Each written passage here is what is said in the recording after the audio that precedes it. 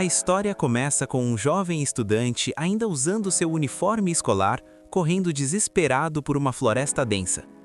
Ele está ofegante, o suor escorre pelo rosto e o pânico é visível. Onde é que eu me enfiei? Ele se pergunta. Atrás dele, uma criatura bizarra o persegue com sede de sangue. Justo quando ele acha que o coração vai pular pela boca, uma voz misteriosa e até que bem fofa ecoa na sua mente, avisando que vai começar a avaliar o alvo. Num piscar de olhos, uma tela de status surge diante dele, revelando que o monstro assustador é só uma lebre de chifre nível 1. A voz pergunta se ele quer desativar o guia de áudio, mas o garoto, sentindo o peso da solidão naquele lugar estranho, implora para que ela fique. No meio do desespero, a lebre salta para o ataque, mas a sorte do rapaz é maior que o medo. O bicho crava o chifre com tudo na maleta escolar dele. Na tentativa de se soltar, o garoto escorrega e, por puro acidente, acaba esmagando a cabeça da criatura com o próprio peso. A lebre fica estirada, sem vida, e ele conquista sua primeira vitória da forma mais atrapalhada possível. Enquanto isso, em uma parte diferente dessa floresta, conhecemos uma elfa de tirar o fôlego. Ela caminha sozinha, com a elegância de quem domina o ambiente, até que uma voz espiritual sussurra em seu ouvido, sugerindo que ela siga para o leste porque algo valioso a espera. A elfa, que tem um lado um tanto ambicioso, fica intrigada. Mas antes que ela possa planejar seu próximo passo, acontece um daqueles momentos dignos de anime. Os botões da blusa dela simplesmente desistem de lutar contra a pressão e saltam fora, deixando a coitada morrendo de vergonha. De volta ao nosso herói, ele está lá, sentado ao lado do cadáver da lebre, tentando entender as regras desse novo mundo. Agora que o perigo passou, o estômago começa a roncar. Ele olha para o bicho morto e pensa: será que dá para comer? A voz assistente entra em cena novamente, confirmando que a carne da lebre é comestível e fica excelente em ensopados. Animado, ele decide levar o jantar com ele. Para testar os limites dessa voz, ele começa a perguntar sobre tudo, até sobre sua mochila. A resposta o deixa boquiaberto. A mochila é feita de materiais sintéticos que simplesmente não existem naquele mundo. Mas o balde de água fria vem logo em seguida, quando ele descobre que a região onde está se chama Devorador de Labirintos, uma zona de nível 273. O garoto quase cai para trás de pavor. Para tentar se acalmar, ele resolve usar a habilidade de avaliação em si mesmo. É aí que descobrimos sua identidade, Hibiki Manabe, um humano de 16 anos. O que mais o impressiona é sua ocupação, avaliador. Ele não entende como isso é possível, já que até ontem era apenas um aluno comum do ensino médio no Japão.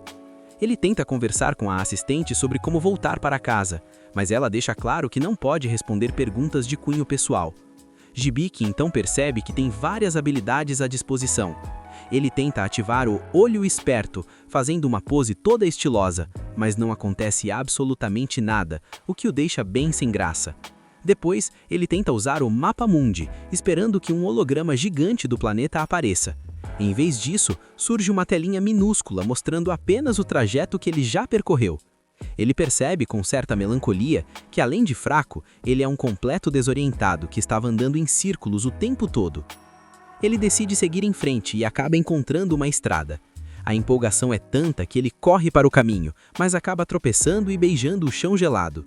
O sistema, que parece ter um senso de humor meio ácido, o notifica que ele ganhou o título de Perdido em um Mundo Paralelo. Enquanto ele processa a humilhação, um monstro enorme surge das sombras, babando e encarando Hibiki como se fosse um petisco de fim de tarde. O susto é tão grande que o garoto grita, e o grito é tão alto que até o monstro fica confuso. Mas o bicho não tem tempo de reagir. Uma flecha disparada com precisão cirúrgica atravessa o crânio da fera. Hibiki fica paralisado, até ver a responsável pelo disparo, a elfa que vimos anteriormente. À medida que ela se aproxima, o sistema de Hibiki ativa automaticamente a habilidade de tradução, permitindo que ele entenda o idioma local. Ele agradece pela vida e ela se apresenta como Malha. Hibiki fica hipnotizado pelas orelhas, achando que é o cosplay mais perfeito que já viu na vida. Malha pergunta se ele caiu lá de cima e como ele conseguiu sobreviver tanto tempo no Devorador de Labirintos. Hibiki explica que apareceu ali do nada, o que deixa a elfa bastante pensativa. Ele aproveita para avaliá-la e descobre que, apesar da aparência jovem, Malha tem 56 anos. O choque cultural e biológico é real, mas ele guarda essa informação para si.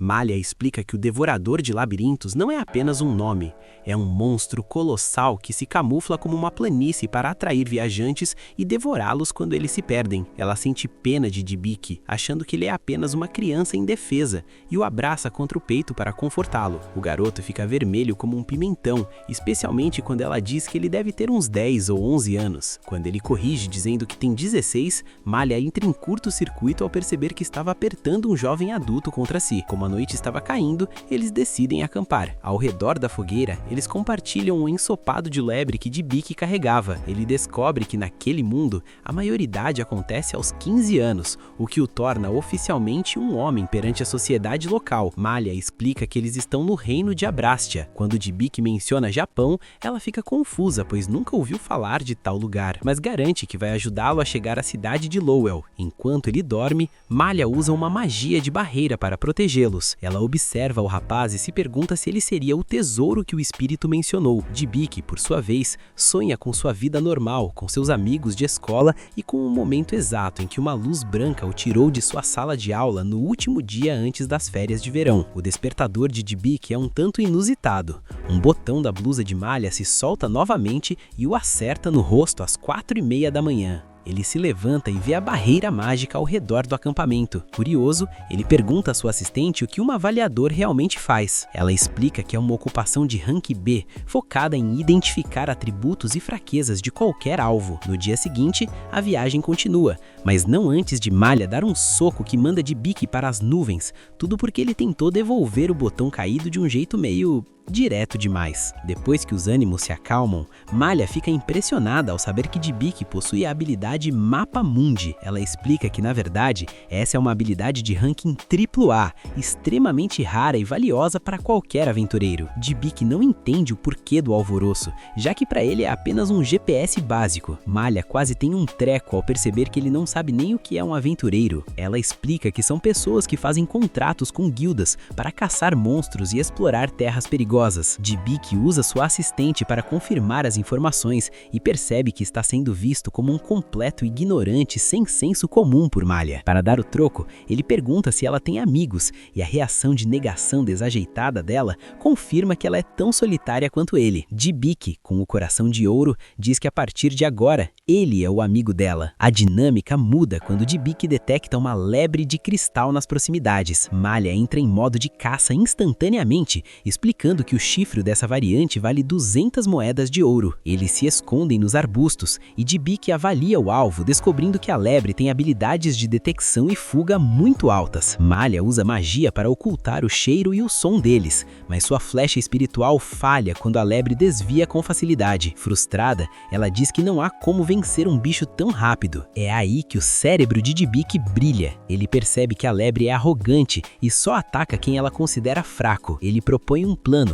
Ele servirá de isca, fingindo estar vulnerável, enquanto Malha se posiciona para o tiro fatal. Malha hesita, com medo de que se machuque, mas Dybbuk confia em sua avaliação de que o bicho é burro. Ele se deita numa pedra, fingindo estar relaxado, e a lebre morde a isca, correndo em linha reta para atacá-lo. Malha não desperdiça a chance e abate a criatura com um tiro perfeito. O sucesso do plano faz com que o nível de avaliador de Dybbuk suba, pois ele usou suas informações para criar uma estratégia de vitória. Malha fica radiante, gritando que a vitória foi dos dois. Longe dali, em um plano superior, uma figura divina observa o progresso de Dybbuk com um sorriso. Ele menciona que o jovem acaba de superar as 2 primeiras montanhas do seu tutorial e que continuará orando por suas bênçãos. A história encerra esse capítulo com Malha e Dybbuk finalmente chegando à civilização. Malha faz seu registro na guilda local e, embora existam várias missões disponíveis, ela está decidida a focar em algo específico. Depois de uma longa viagem, o Yuvik e a Amalia chegam na cidade de Rel. Nosso protagonista fica de boca aberta com a beleza do lugar. Nisso, Amalia coloca uma capa nele para evitar chamar muita atenção, mas avisa para ele não se preocupar. Afinal, com o dinheiro que eles vão conseguir vendendo aquele chifre, vai dar para comprar mais roupas e equipamentos de combate. O Yuvik, curioso que só, pergunta qual é o valor de uma moeda de ouro. Quando ouve isso, Amalia toma um susto daqueles. Vendo a reação dela, ele tenta disfarçar, dizendo que era só brincadeira, enquanto mentalmente imediatamente pede socorro para o sistema explicar.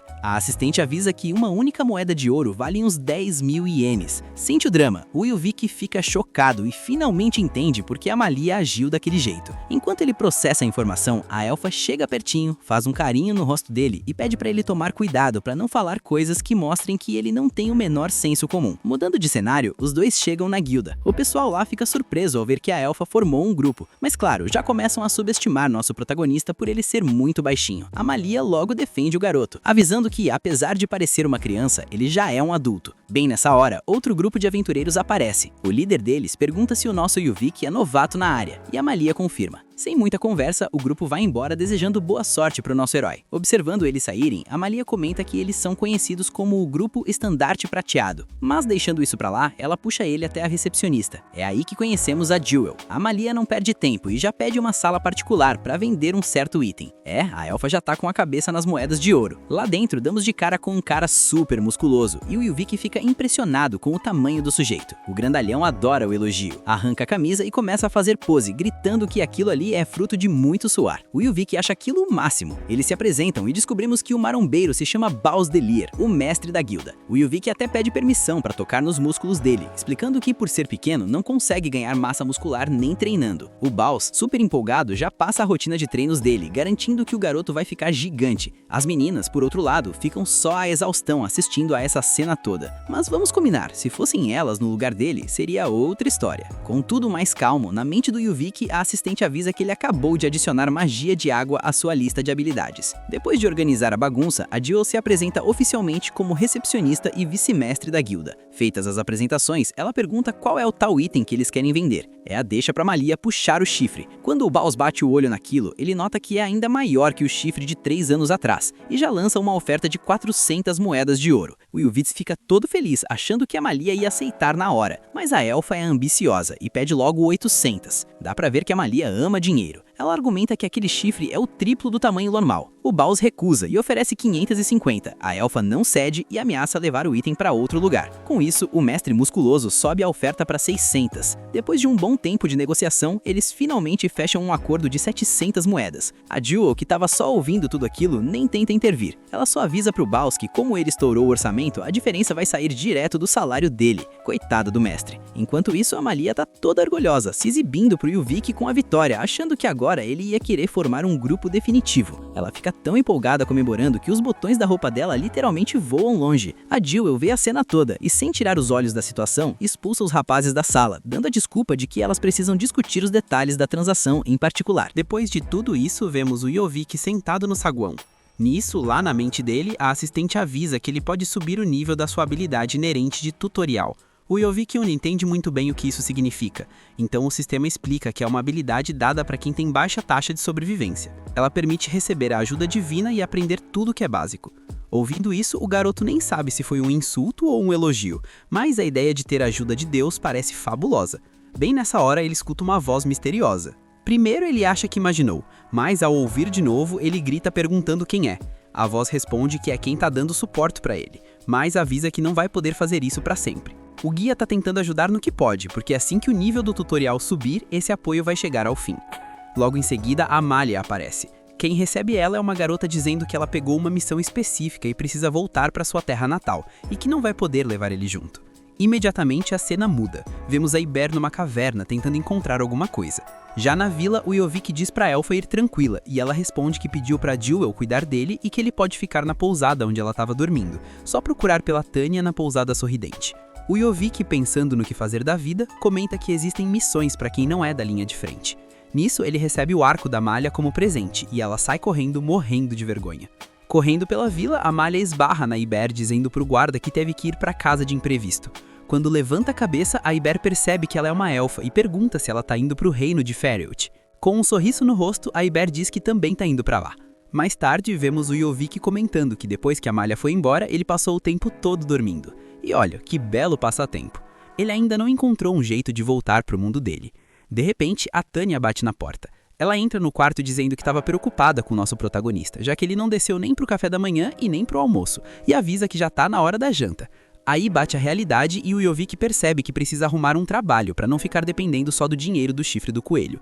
Nessa hora, a voz do sistema chama, pedindo para ele verificar o status e explicando uns números que ele não estava entendendo. A voz avisa que não recomenda que ele lute sozinho e adiciona novas habilidades para ele, como o livro de medicina e contratos. O sistema explica que ele pode aprender todo o conteúdo só de ler as páginas. O Yovik pergunta quanto tempo isso vai levar, e a assistente responde que demora bastante tempo se ele não tiver consciência do método. Mesmo assim, ele topa. No mesmo instante, a assistente faz um livro aparecer na frente dele e começa a transferir todo o conhecimento direto para a mente do garoto. Em outro lugar, a Malha estava conversando com a garota de antes. Ela conta sobre o Yovik e como ele não tem muita noção das coisas, o que deixou ela bem intrigada. A aventureira não engole essa história e diz que a elfa parece estar apaixonada por ele. A Malha nega na hora, dizendo que acabou de conhecer o garoto e que ele é 40 anos mais novo que ela. Mas, de repente, aparece uma elfa com roupa de empregada na frente delas. A Malha corre para abraçar e apresenta ela como Stélia, a chefe das empregadas da família dela. Aqui também descobrimos o nome da garota de cabelo azul, que é Ibel. A Ibel corta o clima dizendo que agora ela faz parte do mesmo grupo. Isso deixa a empregada meio irritada e começa a resmungar umas coisas. Sente a rivalidade no ar. Já se passaram vários dias e o Yovik continua jogado na cama, com uma preguiça total. Mas com um detalhe, o aprendizado do livro de medicina está completo. Depois dessa maratona, ele vai numa loja de armas, compra uns acessórios para se proteger e segue para a guilda para pegar algum trabalho. No caminho, ele bate um papo com a assistente. Ele comenta que o nome dela é muito longo e pergunta se pode chamá-la de Siste. Ela aceita de boa.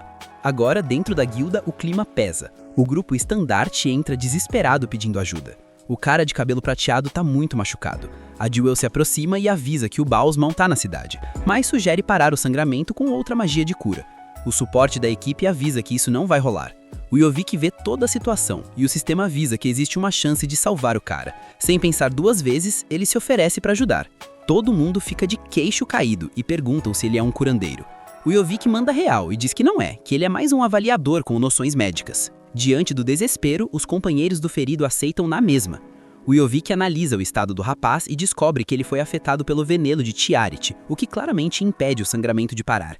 Além disso, para curar os membros dele por completo, eles iam precisar de magias de alto nível, o que custariam 650 pontos de magia. Ele explica a situação pra galera, mas ninguém ali tem como ajudar. Eles precisam de um plano B.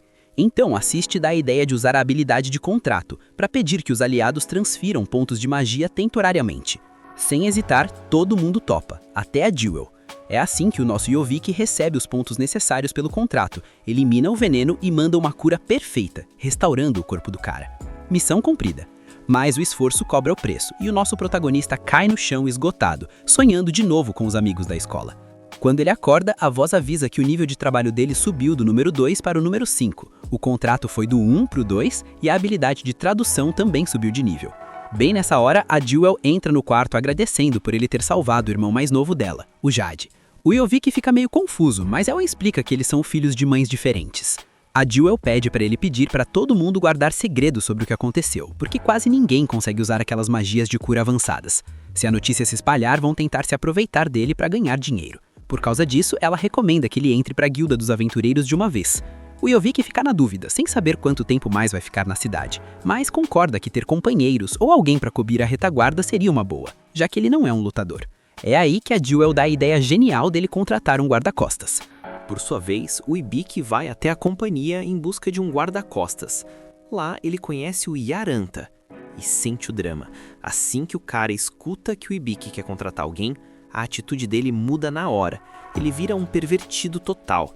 Diz que sente um cheirinho muito bom vindo do nosso herói e já vai logo mostrando um monte de homens musculosos.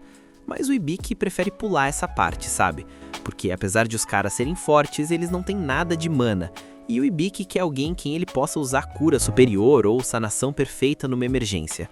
O pervertido diz que vai procurar outros candidatos, mas o deus do Ibik recomenda que ele mesmo dê uma olhada. E o Ibik vai na onda. Enquanto eles andam pelos corredores, o Yaranta fala que o Ibik pode pedir o que quiser, porque ele sente o doce aroma de dinheiro vindo dele. O Ibik fica meio preocupado, dá uma avaliada nas habilidades do cara e descobre a verdade. O mercador, que está no nível 82, tem mesmo a habilidade de farejar dinheiro. Esse olfato financeiro faz o Yaranta perder o controle sempre que encontra alguém capaz de fazer fortuna ou dar muito lucro. O Ibik decide ignorar isso e olha para um corredor específico, mas o Yaranta avisa para ele não ir por ali. Ele diz que aquelas opções de compra têm alguns defeitos, tipo não servem para trabalhar nem para lutar e também não podem voltar para a terra natal deles. O Ibiki fica curioso.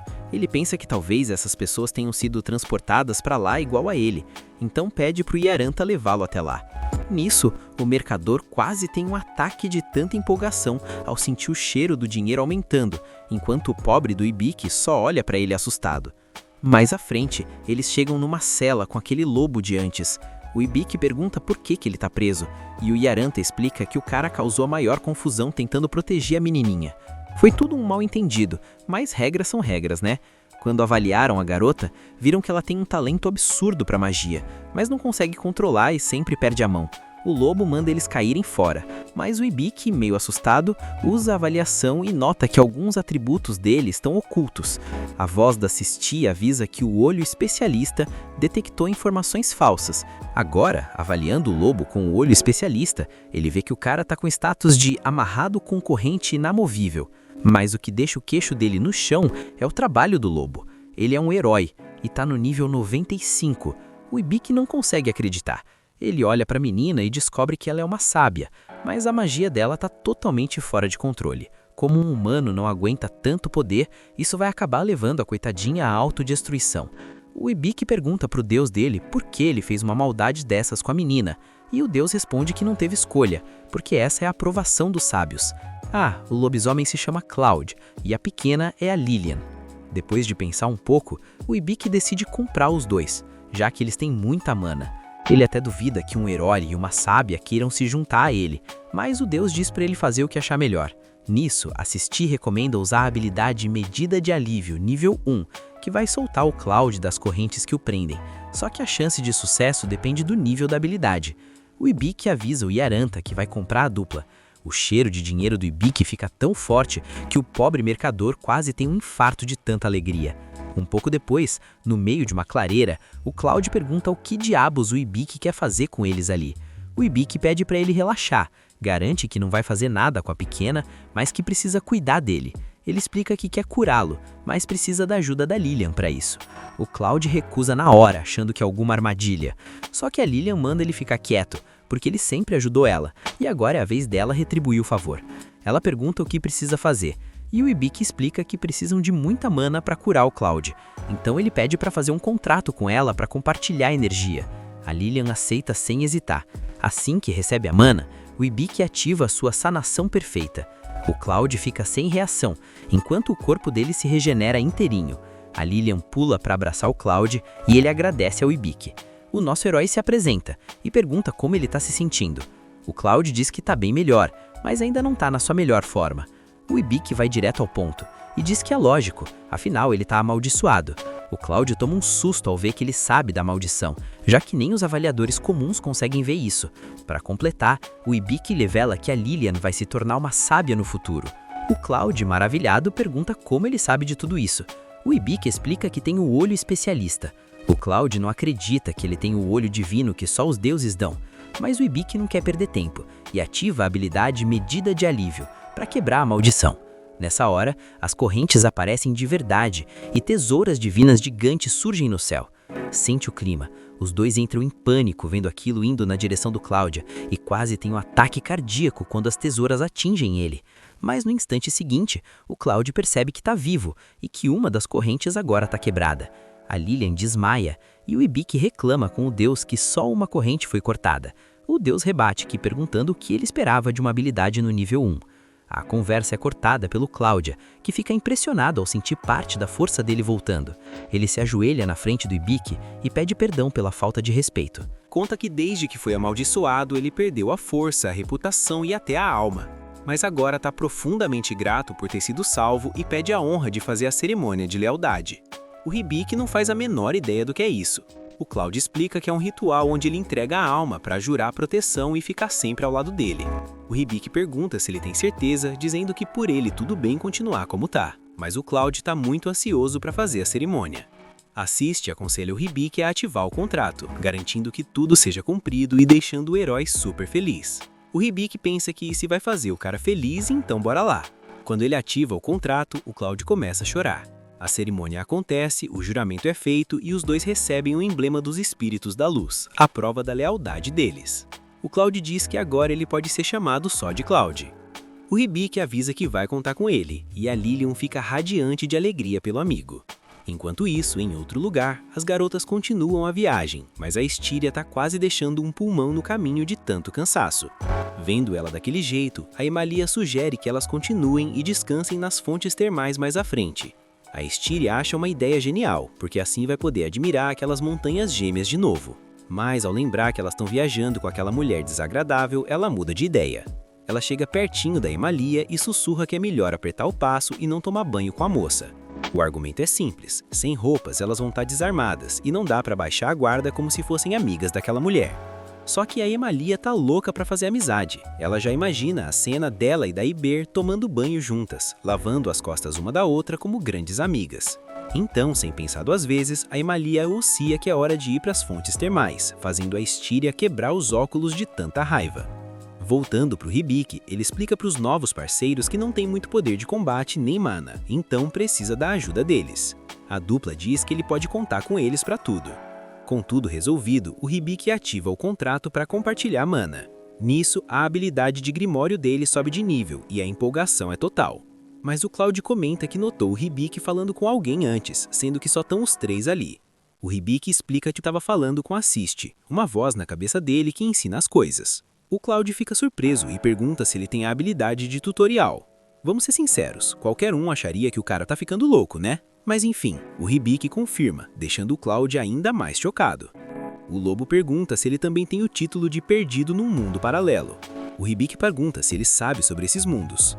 O Cloud diz que sabe que existem, mas não entende muito bem. Acha impressionante que o seu senhor Hibiki tenha tantas habilidades dadas por Deus, principalmente o tutorial, que é uma habilidade milagrosa. O deus do Hibiki entra na conversa e diz que o Cloud tá exagerando, mas confessa que tá meio zonzo porque usa 1/3 do próprio poder nessa habilidade. O Hibiki responde que se for assim, a habilidade é uma loucura mesmo. Mais tarde, os três continuam andando, e o Cloud comenta que o deus do Hibiki parece ser o deus principal. Ele revela que existem 11 deuses nesse mundo, e só o principal pode dar o tutorial e o olho especialista. O Hibiki fica impressionado ao descobrir que é o mais forte de todos, e o deus, todo orgulhoso, diz que é melhor ele continuar venerando. O Cloud tá maravilhado porque o deus principal escolheu o seu senhor. Mas o Hibiki diz que se fosse para reparar em alguém, devia ser no Cloud ou na Lilian, porque essa habilidade dela parece muita crueldade. A coitada fica super deprimida. O Hibiki logo sente que era melhor não ter falado nada. O Cloud conta que por causa desse poder, a família da Lilian a rejeitou e a vendeu para pagar uma dívida. O Hibiki joga a culpa no deus principal por ter dado essa habilidade para ela. Mas o Cloud duvida muito, ele acha que a culpa deve ser da deusa da magia. Nisso, o deus do Hibiki fica todo nervoso, admite que o Cloud tem razão e avisa que a deusa da magia tá bem do lado dele. O Hibiki escuta um estrondo na cabeça dele. O deus tenta se explicar dizendo que foi só um pequeno deslize, mas acaba levando uma bela surra. A deusa da magia usa a habilidade para se comunicar direto com o Hibiki. Ela diz que a pequena está sofrendo muito com esse poder, mas depois que uma habilidade é dada, nem eles podem tirar tão fácil. O Hibiki pergunta com quem ela está falando, e ela se apresenta. Quando o Cloud escuta o nome dela, fica em choque. A deusa avisa para o Hibiki que por sorte ele tem uma das habilidades dela, o Grimório. Com ela, ele pode ajustar a mana e a potência mágica, mas ela já avisa para ele não se confundir porque ela não vai ficar ajudando o tempo todo. O Hibiki não entende, e ela explica que o sistema de administração liga sozinho quando ele usa o Grimório, então não precisa se preocupar. Agora, a deusa volta ao foco no deus principal e avisa que não vai perdoá-lo. Ela manda o deus do submundo buscar a dama de ferro feita sob medida para jogar o deus principal lá dentro para ver se ele sai de cena e reencarna como um deus mais sério. O coitado entra em pânico. O Cloud pergunta para o Hibiki o que a deusa falou. O Hibiki, meio tenso e confuso com a briga dos deuses, diz pro Cloud não se preocupar, porque a Lilian vai ficar bem. Mas tem um detalhe, com a surra que o deus principal tá levando, as habilidades de tutorial e olho especialista ficam fora do ar, no momento. Ou seja, o Hibiki vai ficar sem o suporte do deus temporariamente, e a Siste só vai conseguir ajudar com os dados que já tem. O Hibiki só torce pro deus principal ficar bem. Enquanto isso, a deusa da magia olha pro Hibiki e sente que já ouviu antes. De volta aos nossos heróis, o Hibiki ativa a habilidade de Grimório. Nisso, aparece um gato místico super poderoso, que rapidamente é domado com alguns carinhos. Ela se apresenta como Benny e explica que é o Grimório. O problema é que o Ibiki começa a fazer tanto carinho nela que o Cloud morre de ciúmes. O lobo fica encarando feio toda vez que o Ibiki olha. A Benny avisa que vai ser a responsável por ensinar a Lilian a controlar a mana. O Ibiki acha o máximo e volta a fazer carinho nela, o que faz o Cloud estourar de fúria. Ele surta e pergunta quanto tempo aquela bola de pelos vai ficar grudada no senhor dele. Ele reclama que tá super chateado porque ninguém fez carinho nele nem uma única vez. A Benny entra em pânico, mas o Cloud respira fundo e pede desculpas. Nesse meio tempo, as garotas tomam aquele banho relaxante nas fontes termais, onde a Styria finalmente pode admirar a maravilha daquelas montanhas gêmeas. Ela pensa que definitivamente é uma visão espetacular. A Imália pergunta para Iber se ela quer ajuda para lavar as costas, mas ela responde de forma bem seca que não, porque pode fazer isso sozinha. A Styria diz para sua senhora que lavar as costas daquela moça não vai fazer elas virarem amigas. E ao continuar olhando para os atributos da Imália, a Styria sente que está no paraíso. Só que a Iber escuta a conversa e avisa para Imália que vai ser ela quem vai lavar as costas da Imália. Afinal, elas são amigas. Sente só o drama dessa história que começa com o Cloud mandando a real sobre o porquê de usar uma lança em vez de uma espada. Pro tamanho dele, a lança é muito mais prática, e como o cara é bruto, só precisa de armadura para cobrir os pontos vitais, até porque se ele se cobrir todo de metal, ele acaba cozinhando de tanto calor. Aí chega a vez da Lilian, que aparece com um visual novo e pergunta pro Ibiki o que ele achou. Ele diz que ela tá fantástica, mas o clima pesa quando o vendedor solta que o traje custa 25 moedas de ouro. A galera entra em pânico. O Cloud até olha pro vendedor com raiva, mas logo muda de ideia e fica empolgado, porque percebe que por aquele preço o item é uma pechincha total. A Lilian fica meio assim de gastar tanto, mas o Ibiki tranquiliza a jovem. A segurança dela vale muito mais que qualquer grana. Enquanto ele vai ver outros equipamentos, o vendedor comenta com a Lilian que o irmão dela é gente fina.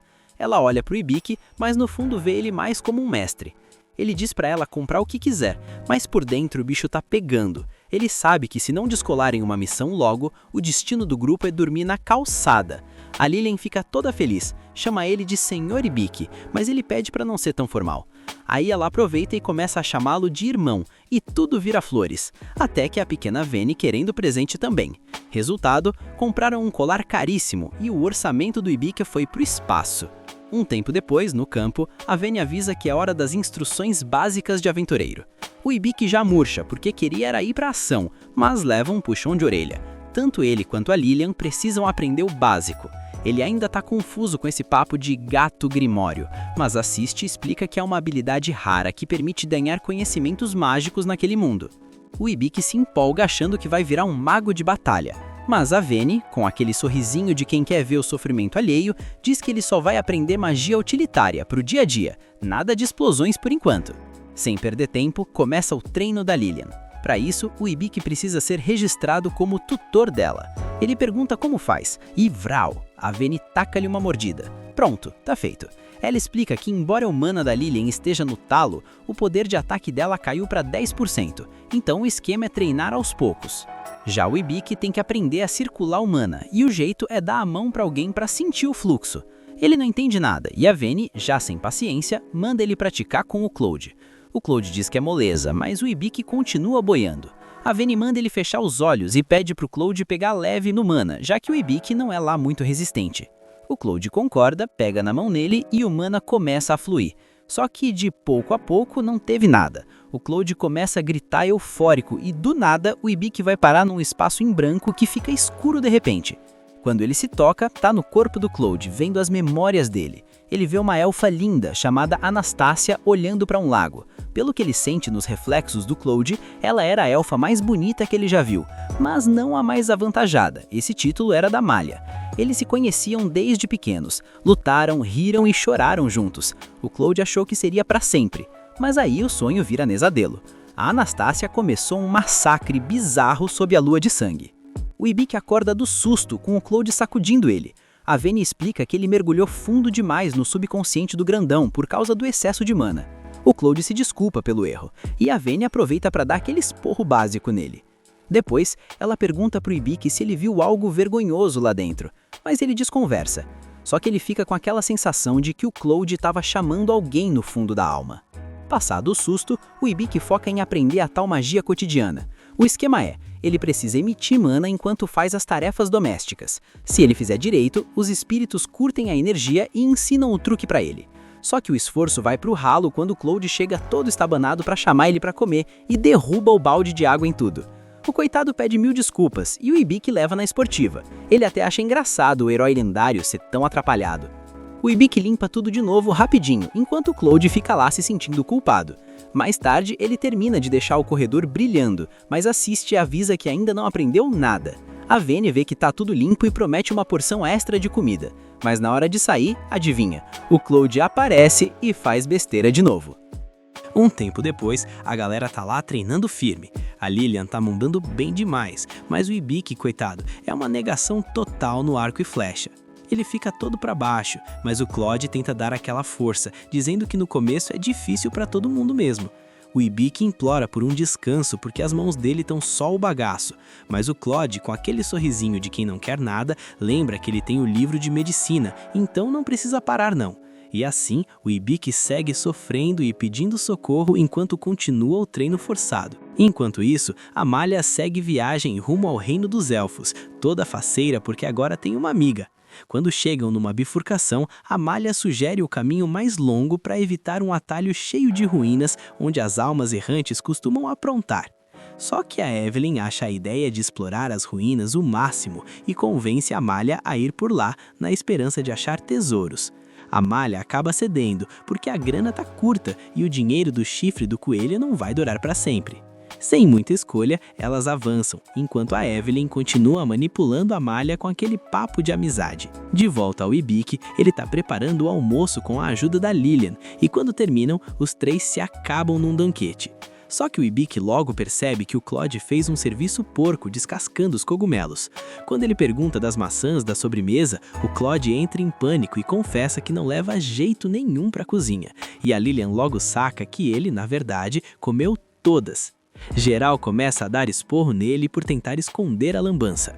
O Claude tenta se defender dizendo que a culpa é da maldição, mas todo mundo sabe que ser ruim de fogão e guloso não tem nada a ver com feitiço. O Ibiki pergunta quem jogou essa praga nele, mas o Claude diz que nem faz ideia. Mais tarde, enquanto o Ibiki bebe água no rio, assiste avisa que ele finalmente aprendeu a limpeza borbulhante. Ele fica todo empolgado e ela sugere usar o Mapa Mundi. Ao ativar, o Ibiki percebe que um javali investidor está chegando, mas com o Claude no time, o bicho é mandado para outra vida num piscar de olhos. O problema é que o cheiro de sangue pode atrair mais monstros, então a Lilian limpa a área com magia e eles resolvem usar o corpo do bicho para ensinar o Ibiki a fatiar carne. Ele percebe na hora que isso é pura vingança pelas zoeiras que fizeram com o Claude antes.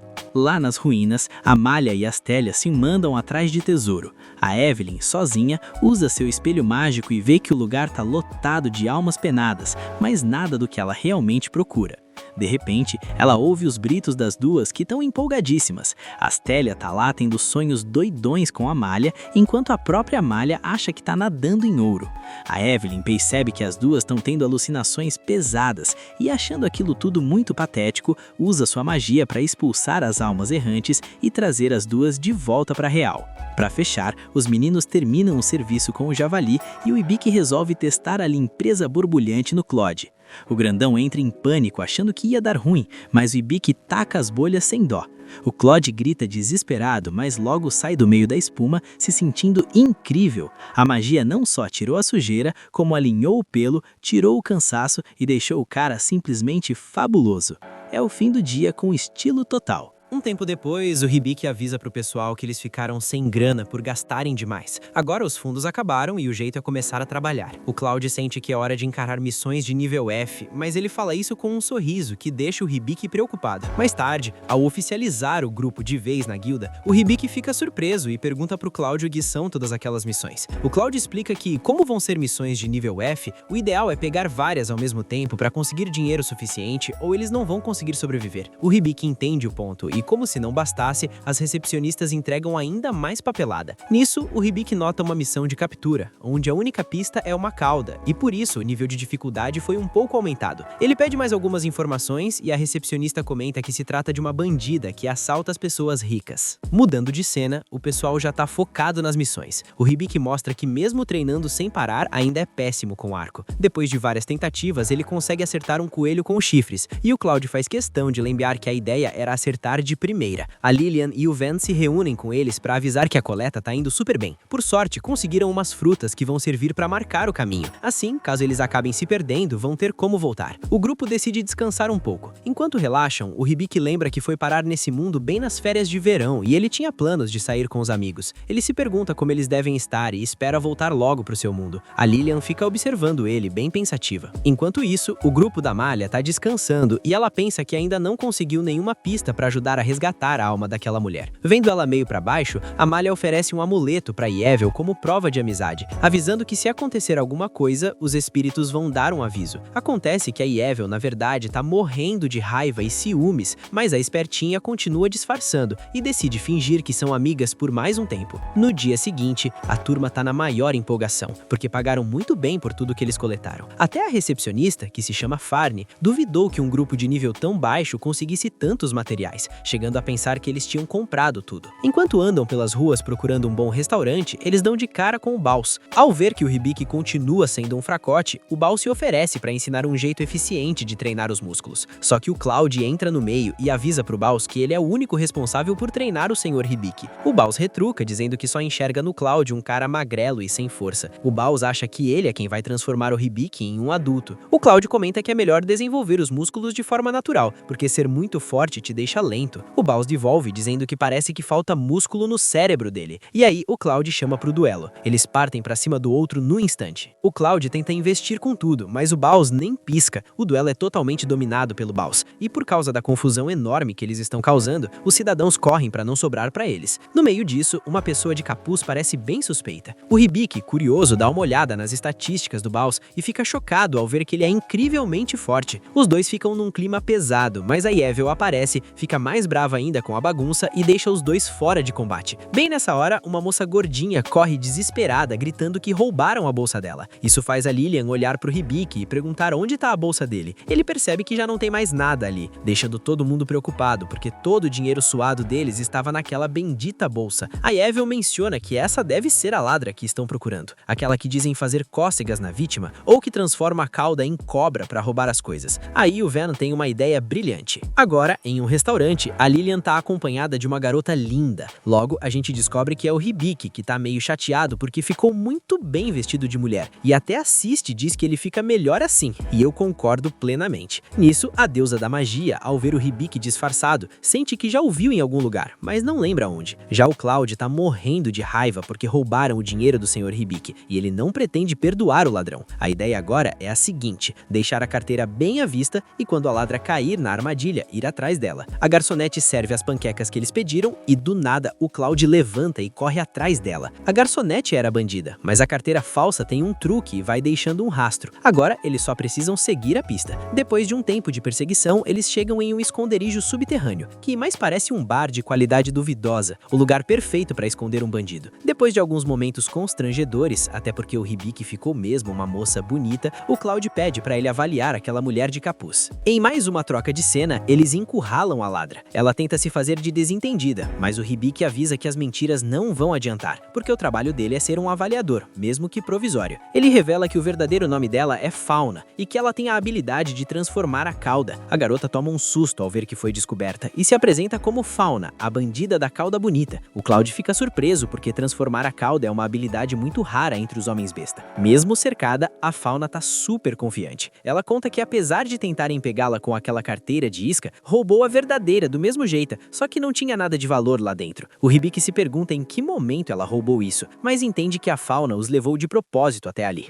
Ela confirma, toca na parede e some rapidinho, deixando o grupo numa armadilha. O Cloud consegue tirar o Hibiki do perigo e manda ele ir atrás da Fauna. Ele vai, mas o Hibiki é um aventureiro péssimo e cai em outra armadilha dela. A Fauna diz que custa acreditar que um avaliador cairia num truque tão óbvio, mas ao olhar direito pro Hibiki, ela percebe que ele ele é um garoto. Por algum motivo estranho, ela fica com as bochechas vermelhas, se aproxima e pergunta o que ele estava fazendo vestido de mulher. O Ibiki responde que estava tentando capturar ela e ouviu que ela atacava pessoas ricas. A Fauna não entende o que isso tem a ver com usar vestido, mas ela acaba gostando do visual dele e acha ele adorável. Então ela avisa que pode ajudar com uma condição. De volta ao bar escondido, o Ibiki está avaliando os objetos que a Fauna roubou, já que ela só tem interesse em coisas autênticas. Depois de um tempo avaliando, ela coloca um bracelete na mesa. O Ibiki pergunta se aquilo também foi roubado, porque não tem muito valor comercial. Ela explica que é um bracelete muito querido entre os homens fera e que tem uma mensagem. A Fauna fica surpresa e pergunta o que está escrito, e o Ibiki revela que diz apenas "Obrigada, irmã". A Fauna conta que ganhou o bracelete da irmã mais nova, que tinha escrito algo, mas ela nunca conseguiu ler. Ela mostrou para vários avaliadores e nenhum conseguiu traduzir a mensagem. Faz sentido, já que a irmã não sabia escrever. Então o Ibiki supõe que não avaliou as letras, mas sim o sentimento que a irmã colocou ali. Ele pergunta se a irmã sabe que ela é uma ladra, e a Fauna responde que ela já saiu de cena, presa numa batalha na terra natal delas. Ela pergunta de onde o Ibiki é, e ele diz que é de um lugar bem distante. A Fauna aconselha ele a voltar para casa, porque se ele perder o lar como ela perdeu, nunca mais vai conseguir voltar. Ela diz que o parceiro dele também é um homem fera, e se for do mesmo lugar que ela, deve ter um passado bem doloroso. Dito isso, ela devolve o saquinho de dinheiro, já que as avaliações dele foram super precisas. Ela se despede com um beijo e diz que espera vê-lo vestido de garota de novo, porque ele fica uma graça. Mas, pelo visto, ela enganou ele, porque não devolveu a bolsa de antes. Um pouco mais tarde, voltando para a guilda, a Farney tenta limpar o batom do Ibiki, que não sai por nada. Ela comenta com o pessoal que ouviu um boato na guilda da capital sobre um novo grupo de aventureiros que sobe de nível numa velocidade absurda. Como o rei deu a eles a missão de acabar com os mortos-vivos, eles se chamam os Matadores de Cadáveres. Eles estão viajando do leste para o oeste, então é bem provável que um dia cheguem naquele país. De noite, o Ibiki comenta com o Cloud que sentiu que aprendeu muita coisa nova naquele dia. O Cloud diz que se ele viajar, vai aprender ainda mais. O Ibiki se empolga com a ideia e decide fazer uma viagem para conhecer todo tipo de pessoa. O Cloud pergunta que tipo de pessoa ele quer conhecer, e o Ibiki responde que quer achar alguém que saiba mais sobre o mundo. O Cloud diz que ele está falando dos sábios, e atualmente os únicos ativos são os sábios dos 3 mundos, que reinam há mais de 500 anos. Ele pergunta para que o Ibiki quer conhecê-los. A resposta é direta, ele quer que digam como voltar para o mundo dele. Isso pega todo mundo de surpresa, e a Lillian pergunta se ele está pensando em ir embora. O Ibiki percebe que voltar para o mundo dele significa deixar aquele lugar. O Cloud, por sua vez, explica para Lillian que o Ibiki não pediu para estar naquele mundo, então é natural que queira voltar pro dele. Ele vira pro Ibiki e diz para ele não se preocupar com nada, porque vai protegê-lo até que esse dia chegue. Enquanto isso, Amalia continua a sua jornada e avisa para Evil que logo vão procurá-las, porque os espíritos da floresta contaram para ela. A Evil diz que isso é bem conveniente, mas Amalia explica que nem tanto. Os espíritos só respondem quando ela pergunta, e só teve uma única vez que um espírito falou primeiro. Ele disse que algo muito valioso cairia no leste, com uma voz bem estranha. A Evil, super interessada, pergunta onde caiu. Quando Amalia revela que foi na floresta de Lowell, a Evil dá um sorriso. Ela avisa Amalia que lembrou de umas coisas para fazer e que é hora de se despedir. E assim, do nada, ela vai embora, deixando a pobre da Amalia de coração quebrado. A história deu aquela desviada básica, mas foca aqui.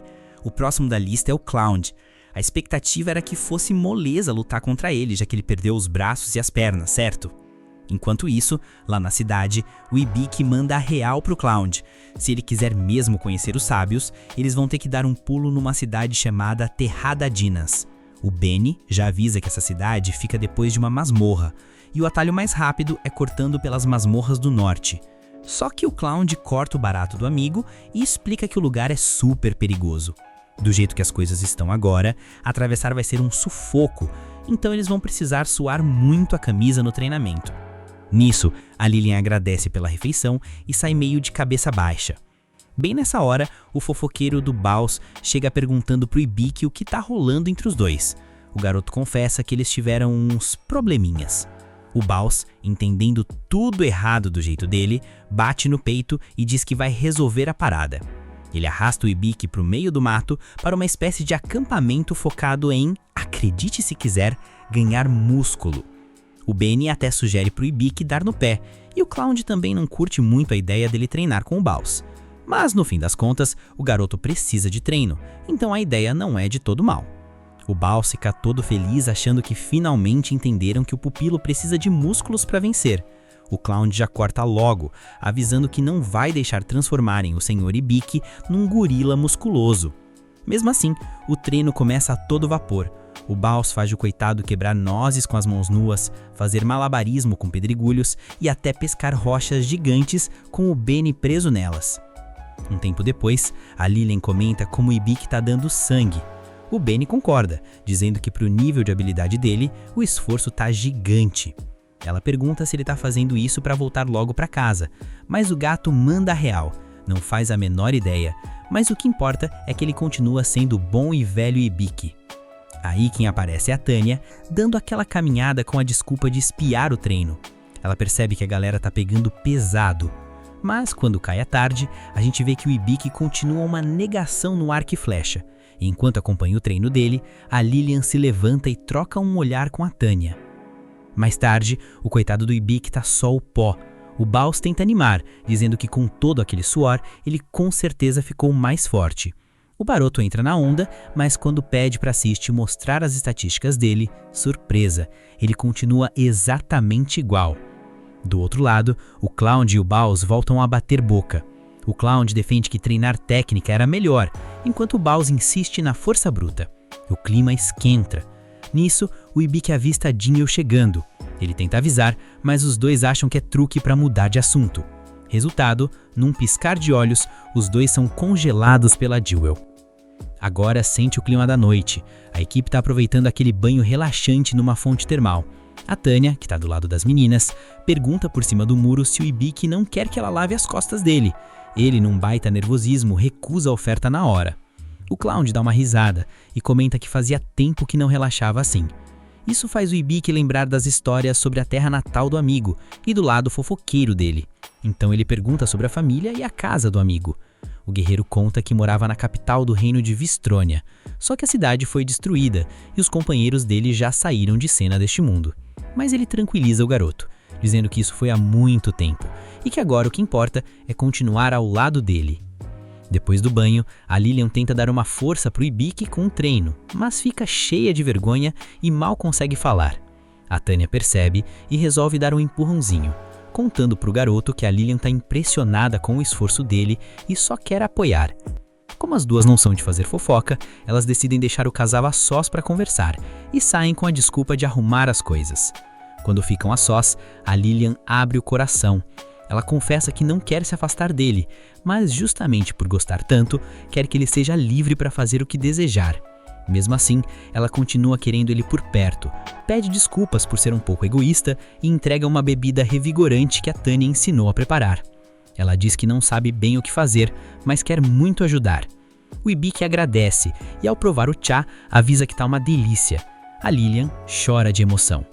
E sabe quem também tá chorando escondida? A Tânia, que afinal de contas, estava lá escutando tudo de metida. Enquanto isso, bem longe dali, a Emália também tá tomando seu banho relaxante. Ela finalmente chegou em casa, mas ainda não conseguiu ver o pai. Ela tá com a pulga atrás da orelha, se perguntando o que tá rolando, já que falaram que era uma emergência.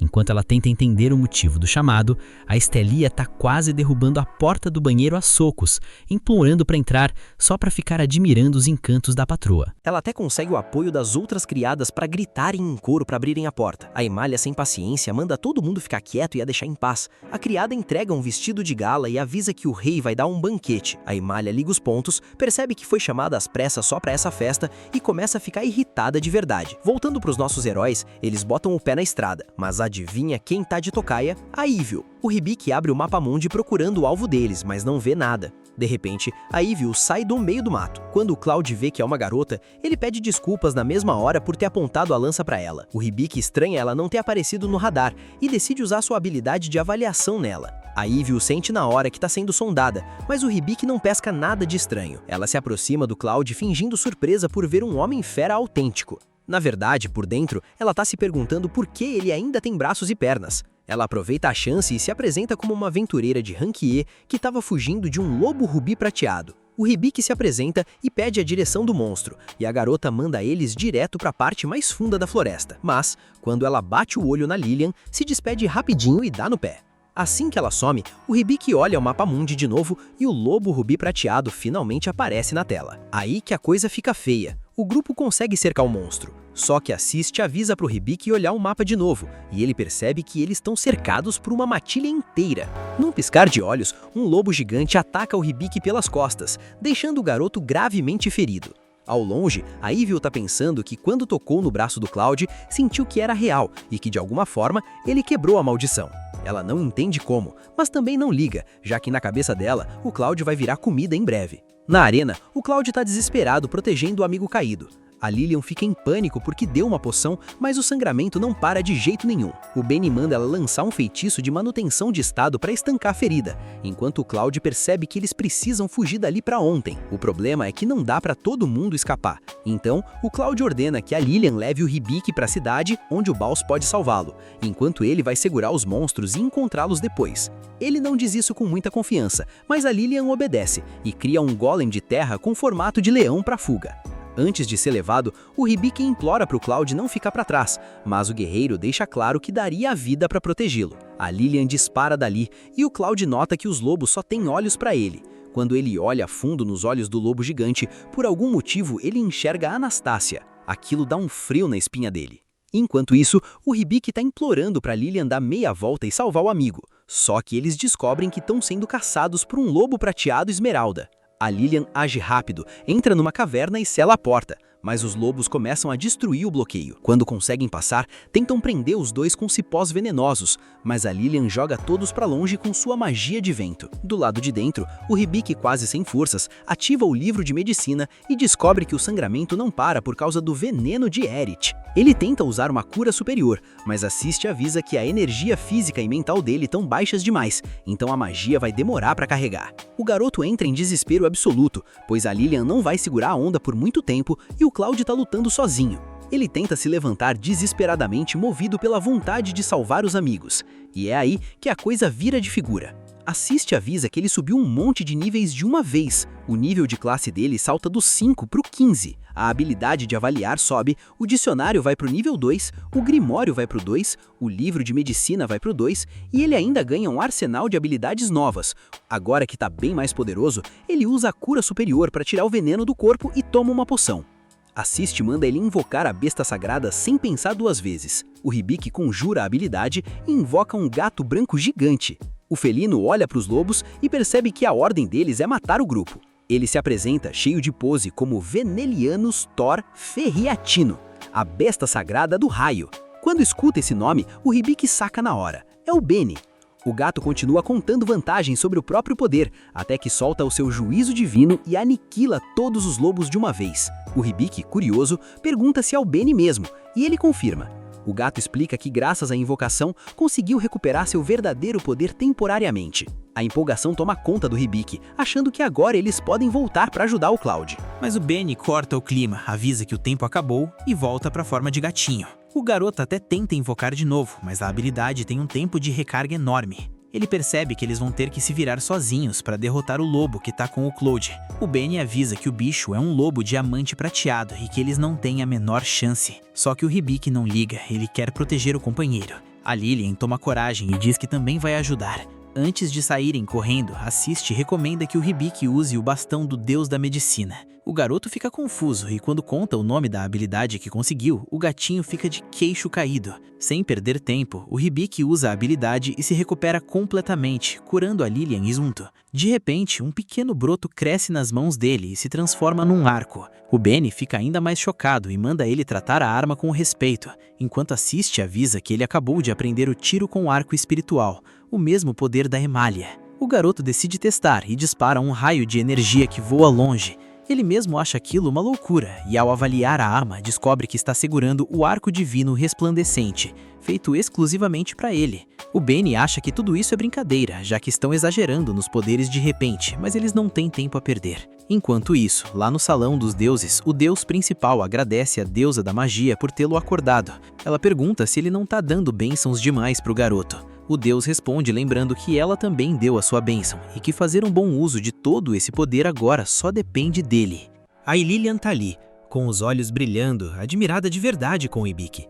Ela viu o quanto ele evoluiu e como agora ele emana uma força que não tinha antes.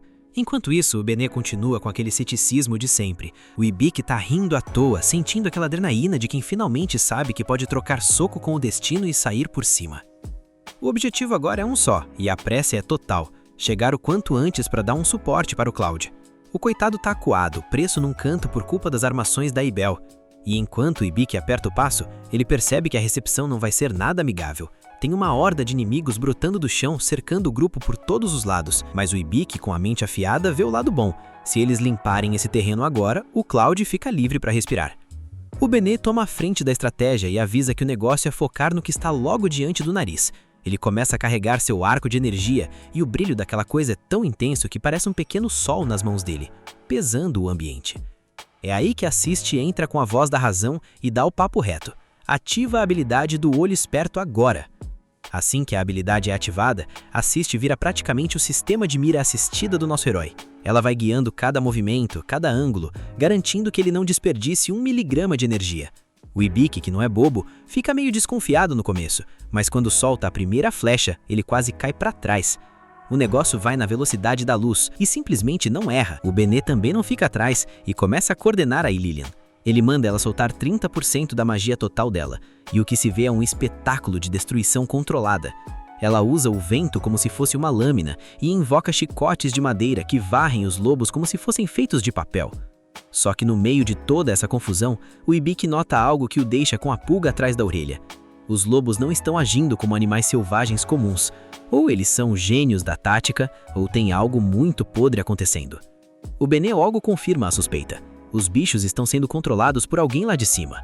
De primeira, ele joga a culpa no lobo diamante prateado, mas a memória dele começa a buscar arquivos antigos. Ele lembra daquela mulher misteriosa que cruzou o caminho deles num tempo atrás. Se ela não tivesse aparecido com aquele papo estranho, eles não teriam se embrenhado tanto no coração da floresta e nunca teriam dado de cara com esse lobo diamante. O Benê sente que conhece aquele rosto, que já viu aquela expressão em algum lugar do passado, mas a memória parece um arquivo corrompido que não termina de carregar. Enquanto o circo pega fogo, a Bella tá assistindo a tudo de camarote com um sorriso de orelha a orelha. Ela tá se deliciando com o caos, querendo que o Cloud sofra até não aguentar mais. E o Cloud? O cara é um monstro de resistência. Mesmo encurralado e cercado de cadáveres de lobos que ele mesmo empilhou, quando parece que o lobo prateado vai dar o golpe final, o Cloud tem um flashback. Ele lembra daquela mulher em quem ele depositou toda a sua confiança e não consegue processar por que teve que passar por tanto sofrimento nas mãos dela. Ele sente a presença dela ali, por perto. Olhando fixamente para os olhos do lobo, ele pergunta: "Anastasia, é você que tá aí?" Mas a fera não responde com palavras, apenas solta um rugido que faz a terra tremer e se prepara para o bote. O Cloud tenta erguer a lança para o impacto, mas a criatura é rápida demais, um vulto de prata. O golpe vem e fere o Cloud com gravidade, mas é nesse exato segundo que o Ibiki chega na área. Ele tenta acertar uma flecha certeira, mas descobre da pior forma que o lobo tem uma barreira de diamante. O lobo ignora o nosso protagonista. O alvo dele é o Cloud e ele não vai parar até terminar o serviço. No auge do desespero, o Ibiki solta um grito pelo nome do Cloud que parece despertar algo adormecido no sistema. Uma magia estranha se manifesta e, num piscar de olhos, o Cloud é puxado para perto do grupo, saindo da zona de perigo imediato. Isso só deixa o lobo mais furioso, e agora ele foca toda sua sede de sangue neles. Enquanto o Ibiki tenta entender o estado de saúde do Cloud, a Lilian queima o que resta de sua reserva de mana para criar uma barreira de vento, tentando ganhar cada segundo possível. O Benê avisa: "Cura ele agora ou já era." O Ibiki faz uma análise rápida e percebe que o veneno do Gerite está agindo de novo, correndo pelas veias do Cloud. Sem pensar duas vezes, ele usa a magia superior, mas o cérebro dele está a 1000 por hora. Ele quer investigar que bicho é esse, de onde ele veio. Ao analisar o lobo prateado, o susto é grande. A fera está envenenada e, pior, está sob as ordens diretas de uma tal de Anastasia Feiren. O nome bate como um trovão na mente do Ibiki. É a Lilian que ele viu naquelas visões enquanto dormia. Ele consegue neutralizar o veneno, mas a energia mágica dele está no limite. Ele usa uma sanação extra para fechar os cortes mais feios, mas o Cloud continua apagado. Para piorar, a barreira da Lilian não aguenta a pressão e explode. A garota desmaia de exaustão e o Ibiki fica ali sozinho, protegendo 2 corpos inconscientes contra um lobo gigante que quer devorar todo mundo vivo. A Bella continua rindo, achando que o Ibiki foi burro de voltar para morrer junto com os amigos. Mas o nosso protagonista não arreda o pé.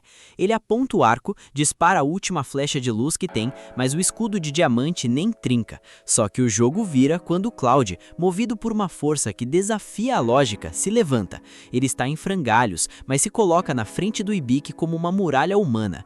Ele não vai deixar ninguém encostar no seu mestre. Nesse momento, assiste e avisa que o olho esperto atingiu o modo iluminação.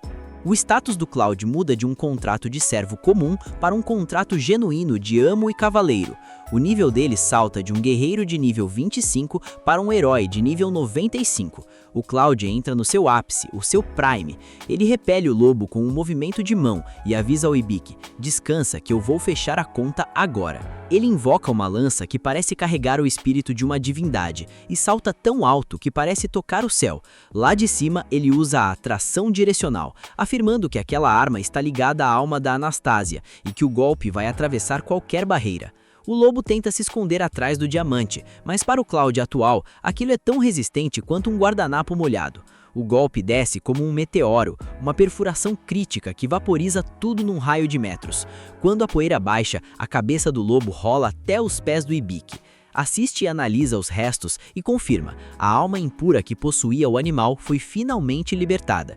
O Ibiki entende que a criatura era apenas um fantoche nas mãos da Anastasia. De repente, a imagem espiritual de uma elfa aparece e agradece ao Ibiki por ter parado aquela carnificina. Ela diz que agora pode parar de pecar e que o pesadelo dela acaba ali, voltando ao seu sono eterno. O Cloud se ajoelha diante do Ibiki, com o peso do mundo nos ombros, e pede perdão. Ele explica que o lobo carregava um fragmento da alma da Anastasia, sua antiga companheira de armas, que o traiu e o amaldiçoou. Ela era uma maga espiritual que dominava monstros, possuindo-os com partes de si mesma. O Ibiki, com o seu coração de ouro, tenta dizer que vai derrotá-la para quebrar a maldição, mas o Cloud revela a verdade amarga. A Anastasia já morreu pelas mãos dele há muito tempo. O que eles enfrentaram foi apenas um eco de maldade que ela deixou para trás. O Cloud entra numa espiral de culpa, dizendo que o Ibiki não estaria correndo risco se não estivesse ao lado de alguém tão maldito quanto ele. Mas o nosso prota não aceita esse papo. Ele olha nos olhos do amigo e diz que ele é a vítima, que foi traído, mutilado e enganado, e que não tem que carregar a culpa pelas ações dos outros. O Cloud, desarmado por tanta bondade, renova o seu juramento de protegê-lo até que ele volte para seu mundo de origem. O Ibiki tenta protestar contra tanta formalidade, mas o corpo dele desliga. O modo iluminação cobrou um preço alto demais para o seu nível atual. Lá nas alturas, os deuses estão discutindo o evento. O deus do Ibiki está uma pilha de nervos porque quase perdeu o seu escolhido, e coloca a culpa na deusa da magia, que o deixou incapacitado por tempo demais. A deusa da inferno aparece por ali, toda curiosa, querendo saber se as suas máquinas de tortura andam funcionando bem. Eles conversam sobre as vagas abertas para Rei Demônio e como a seleção está difícil, porque os candidatos são caras legais. A deusa da magia sente que conhece o Ibiki de algum lugar, mas o deus dele desconversa, sabendo que se ela descobrir a verdade, o plano dele vai por água abaixo. 2 dias depois, o Ibiki acorda de um sono profundo. Ele descobre que deu um salto enorme de poder, indo do nível 12 para o 25, com várias habilidades novas na conta. A história foca na Malia. Ela está num evento chique, usando um vestido impecável, mas por dentro está pronta para explodir de raiva por causa do pai.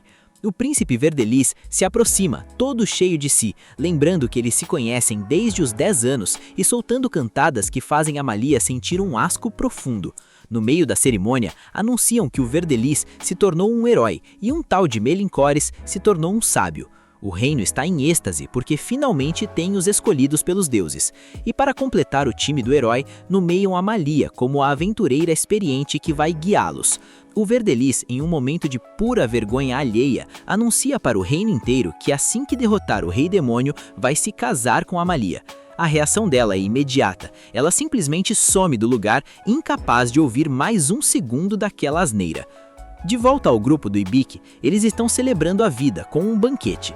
O clima está leve, mas o Ibiki decide falar sério. Ele reforça que seu objetivo é ir para a Terra Dynas e encontrar um jeito de voltar para casa, para sua família e seus amigos. Mas ele solta o desejo que aquece o coração de todos. Ele quer encontrar uma forma de voltar sem ter que se separar da Lillian, do Cloud e do Benny. O pessoal fica chocado, pois viajar entre mundos já parece impossível. Levar gente de carona então nem se fala. Mas o Cloud tem fé cega e garante que o seu mestre vai realizar o impossível.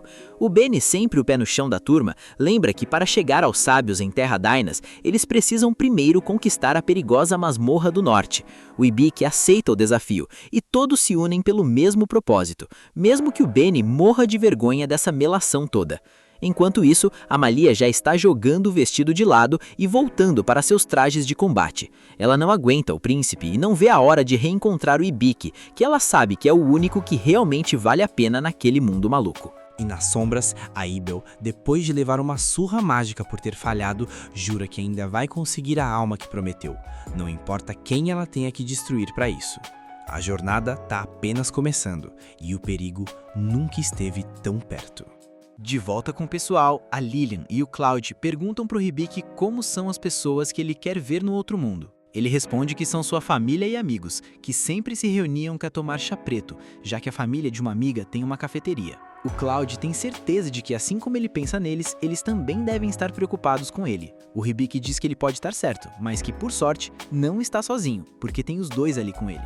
Um tempo depois, na Guilda dos Aventureiros, o Baus está muito irritado. Depois de ler o relatório, ele percebeu que o Hibiki correu um perigo enorme ao lutar até o fim contra um lobo diamante prateado. Ele acha impressionante que eles tenham vencido com o nível atual deles. Elogia o grupo pelo ótimo trabalho, mas assume a culpa. Se ele tivesse treinado o Hibiki mais pesado para conseguir músculos de aço, o garoto teria derrotado o bicho sem desmaiar de cansaço. Ele acha que precisa começar um treino infernal de musculação o mais rápido possível. Mas Aiel entra na conversa para esfriar os ânimos e avisa que o motivo de ter chamado os três ali foi para falar da recompensa por terem derrotado o lobo.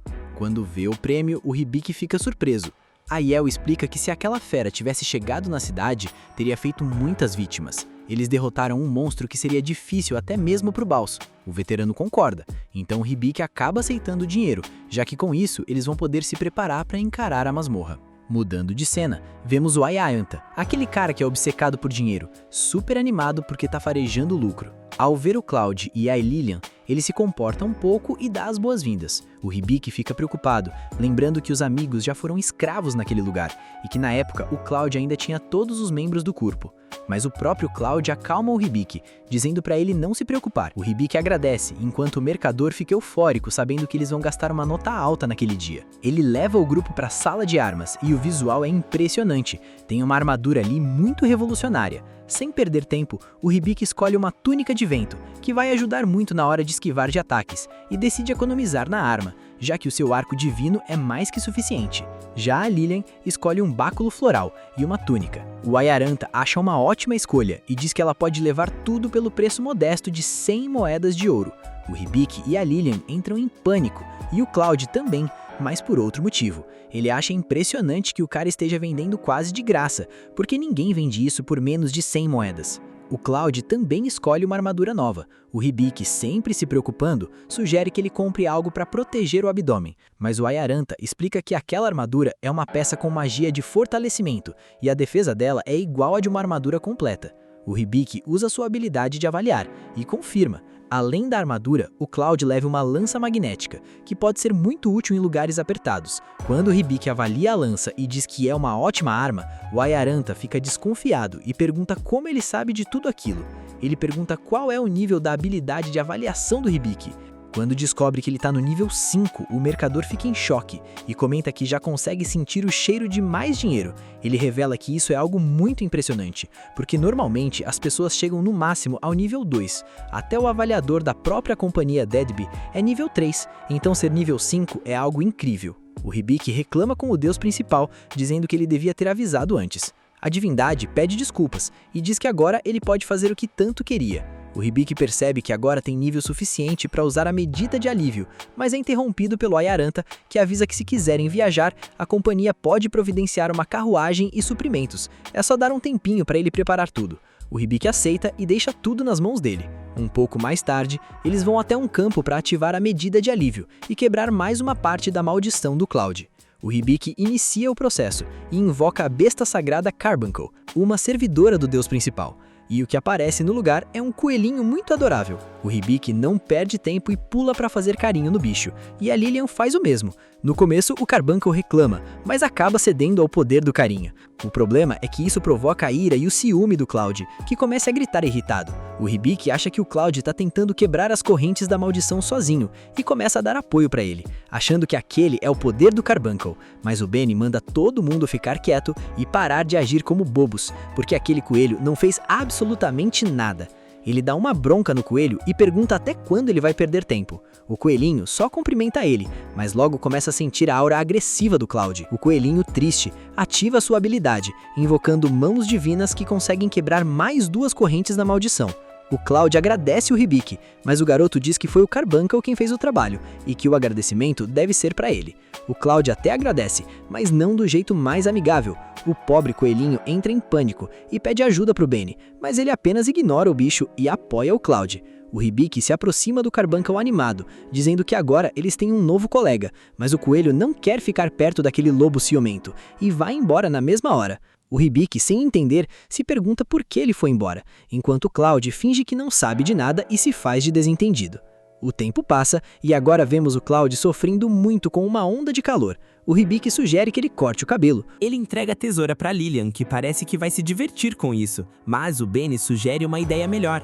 A Lilian usa o báculo floral e imita aquele feitiço clássico das bolhas de água, criando esferas que mantêm a temperatura, absorvem o calor e são muito confortáveis. O Cloud fica extremamente agradecido.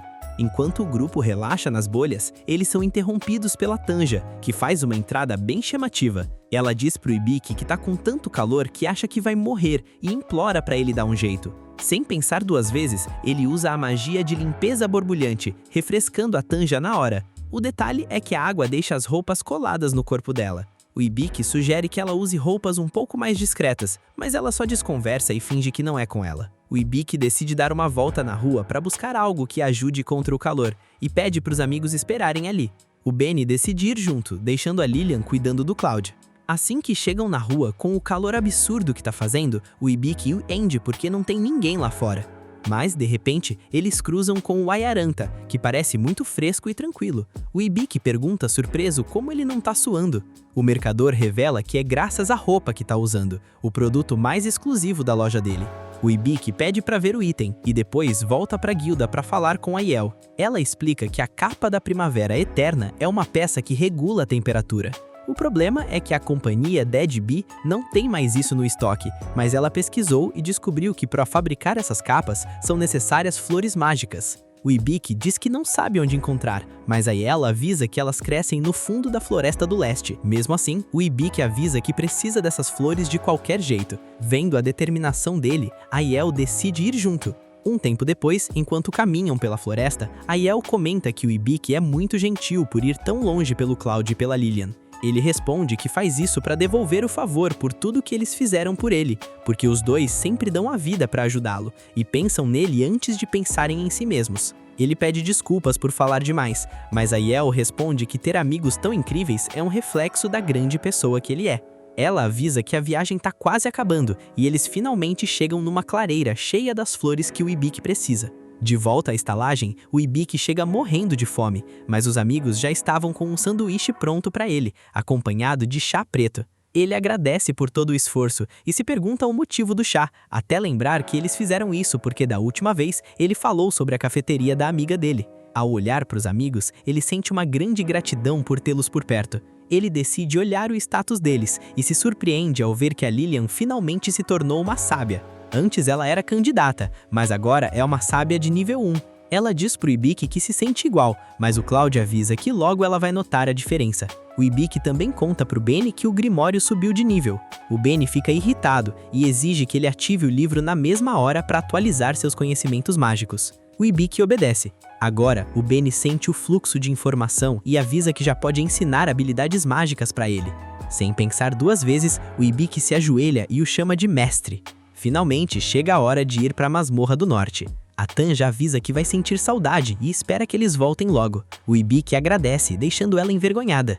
Depois, ele entrega as capas da Primavera Eterna para os amigos, avisando que agora eles vão estar sempre fresquinhos, por causa do controle automático de temperatura. Eles agradecem muito, dizendo que aquele será o maior tesouro deles. Antes de partirem, o Baus diz pro Cloud que ele precisa proteger o Ibiki e obrigar o garoto a treinar os músculos. O Cloud responde que vai protegê-lo, mas não vai forçar ninguém a fazer exercício. Eles começam a discutir, mas a Yael entra na conversa para acalmar os dois e alerta a Lilian de que a masmorra é muito mais perigosa que a Floresta do Leste, então eles precisam tomar cuidado.